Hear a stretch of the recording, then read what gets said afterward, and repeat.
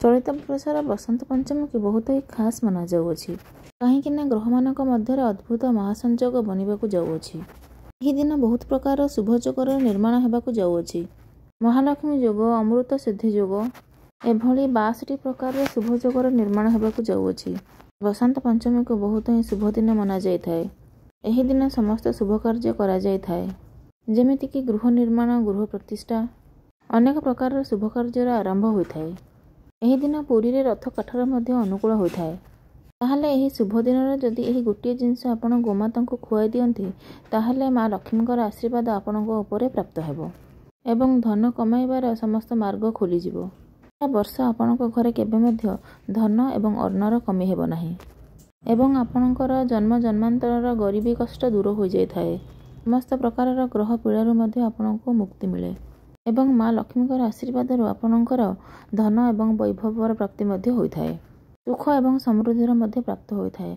आपणकर जहाँ भी मनस्कामना थाउ ताहा मध्य पूर्ण होइथाए। आपणकर जे चाकरी जनित समस्या अछि, धन जनित समस्या अछि एवं बेपार को नहीं कौन समस्या अछि, आपणकर विवाह होई पारु नाही, प्रेम जीवन रे सफलता मिली पारु नाही, समस्त क्षेत्र आपणको सफलता प्राप्ति हेबो। समस्त समस्या मध्य आपणकर दूर होई जिवो। आपणको ऊपर यदि करज ऋण अच्छी ताहा मध्य दूर हो जिवो। ताहले आसंतु जानिबा एई बसंत पंचमी दिन गोमाता को कौन एमती जिनस खुआइले आपणकर जहाँ भी मनस्कामना अच्छी ता पूर्ण हेबो, जहाँ भी दुख कष्ट अच्छी ता दूर हेबो एवं माँ लक्ष्मीकर कृपा मध्य आपणको ऊपर सर्वदा लगी रहिबो। आम सनातन धर्म अनुसार आम जदि गाई को सेवा करिबा बा गोमाता सेवा करिबा ताहले आम उपर सर्व देवादेवी खुशी हुअंती एवं आमे जेमती पिलादिन जानिचे गोमाता देहरे 33 कोटी देवता मध्य वास करती। सेथिपाई कि आमे किछि ना किछि गोमाता को निश्चित भाव खाइबाकू दौचे एवं गोमाता सेवा मध्य आमे निश्चित भाव करूचे। एटा तो समस्ते आमे जानिचे, किंतु आमे एक कथा भी चलो जानिबा जे बसंत पंचमी रे को जिनस गोमाता को खाइबाकू देले वर्ष जाक आमर धनर कमी रहिबनी एवं आमर मनस्कामना मध्य निश्चित रूपे पूर्ण हेबो। आमे जेमते जानिचे गोमाता को सनातन धर्म रे लक्ष्मी स्वरूपा बोली कहा जाय थाए। जदि आम गोमाता सेवा करुचे ताहले आम घर जेकोसी वास्तुदोष अच्छी, जेकोसी ग्रह दोष अच्छी, जेकोसी पितृदोष अच्छी, आमर सब दोषरू आम मुक्ति पाई थाए। एक कथा आमे निश्चित रूपे जानिचे। गोमाता को आपण कौन खुआइबे सेटा जानिया पूर्व गोटे बढ़िया कथा आपको मुझे कहबी। ए कथाटी आप मन देकी शुणु। एथि आप जानीपारे जे गोमाता सेवा कले किभली आमको फल मिले। गोटे स्त्रीटी गर्भवती थिला एवं तांको घरे जो गाईटी थिला से समय से गाईटी मध्य गर्भवती थिला। स्त्रीटी जो गर्भवती थिला से जानिया को पाइला जे ता पेटरे जो शिशुटी अच्छी तार किसी असुविधा अच्छी, से कि से जन्म होला बेले तार बहुत प्रोब्लेम हम। तो ये कथा सुनला पर माटर मन बहुत दुख होला एवं से जाइकी गाई को एक कथा जनइला। गाईटी मत से गर्भवती अच्छी, गाई की कथा जन कि से प्रतिदिन गाई को खाइबा दिए, गाईर सेवा करे, सब से करे। तापर जो समय आसला स्त्रीटर पिला जन्म होला एवं स्त्रीटर जो पिला जन्म होला से अति सुंदर बालकटे जन्म होला तार कौन प्रकार असुविधा मध्य नाही, किंतु असुविधा थिला। तापर किछि दिन पर गाईर गोटे बाछुरी जन्म होला आ से बाछुरीटार बहुत प्रोब्लेम थिला।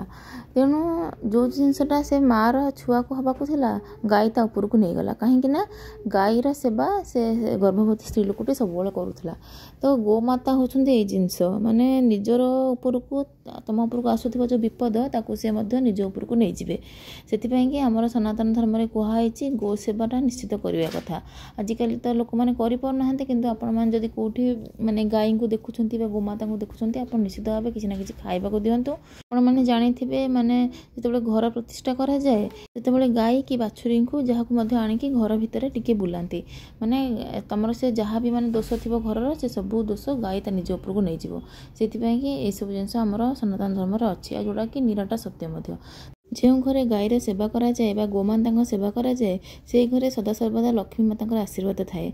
और जो घरे गोमाता सेवा बिल्कुल भी करा जाएनी सेठी लक्ष्मी मांगर आशीर्वाद केबे भी रुहेनी आ प्लस तांको घरे अचानक बड़ बड़ विपत्ति मध्य माड़ी आसे। हिंदू धर्म रे कहा जाय गाई को रुटी खाइबाक दबा द्वारा घरे सुख समृद्धि वृद्धि होता है। तेणु आपण घरे जो आपण प्रथम रुटी बनै थांती ताको जदि आपण गाई को खाइबाक दियंती ताहले 33 कोटी देवादेवी आपण प्रसन्न रुहंती एवं आपण घरर सुख समृद्धि मध्य वृद्धि होता है। ଗୋମାତା को गुरु बोली मध्य कहुए। गुरु माने देवगुरु बृहस्पति बा बृहस्पति ग्रह।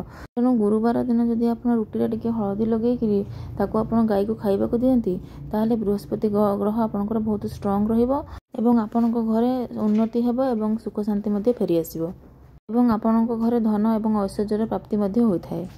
जो लोक मानकर डिप्रेशन अच्छी बा समान सब बड़ा डिप्रेशन में रोचंती बा मानसिक रोगी जो माने दुश्चिंता सब मुंड को आसुची याडू छड़ू चिंता करके मुंड पूरा तांकर खराब हो जाउची से भलिया लोक जदि गाय को रुटी रे गुड़ लगे खाया को दियंती ताल तांकर सब प्रकार मनस्कामना पूर्ण हेबा सहित तांकर दुश्चिंता मध्य दूर हेबा डिप्रेशन मध्य से मुक्ति पाइबे।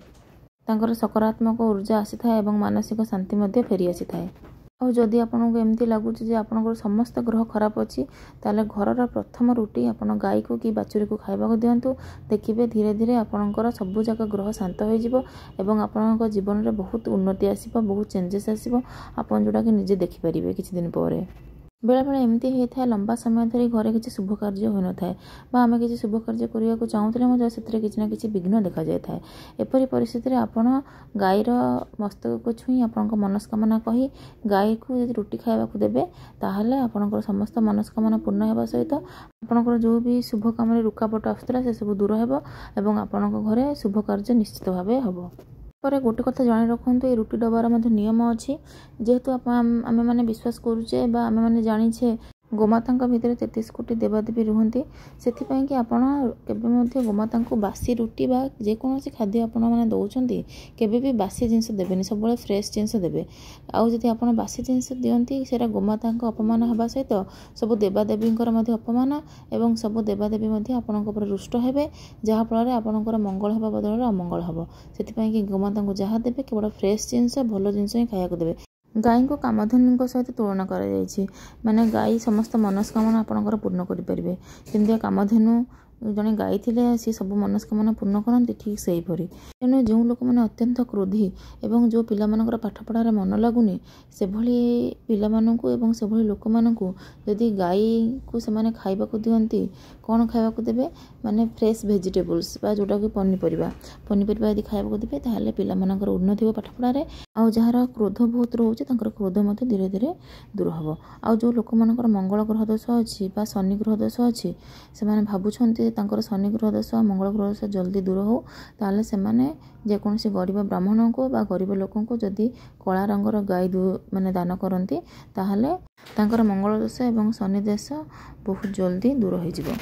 जो लोक मैंने जिते परिश्रम कले से अनुसार फल प्राप्ति होना कि स्टूडेंट मैंने बहुत पाठ पढ़ुं कि से अनुसार रिजल्ट मिलूना एभलिया व्यक्ति विशेष मैंने जदि गाई को रुटी खाया देवे एवं कान गाई कान मनस्कामना कहे ताहले मनस्कामना निश्चित भाव पूर्ण हो। आपण दांड द्वार को जदि किसी गाई आसुच्च से पानी आप निश्चित भाव पीवा को दिंतु खरा दिने यह करने द्वारा आपणकर सब प्रकार रुकावट रू आपको मुक्ति मिलता है। आपणकर जो काम हो पारना से आपको मुक्ति मिल आपंकर रही जाइथिबा काम निश्चित पूर्ण हेबो एवं घर में आपंकर जदि कलह लगी रोचे आप अशांति रोचंती ता आपंकर निश्चित भाव दूर हेबो। आज वीडियो एतिक रहिला पुणी देखा गोटे नुआ वीडियो। जय जगन्नाथ।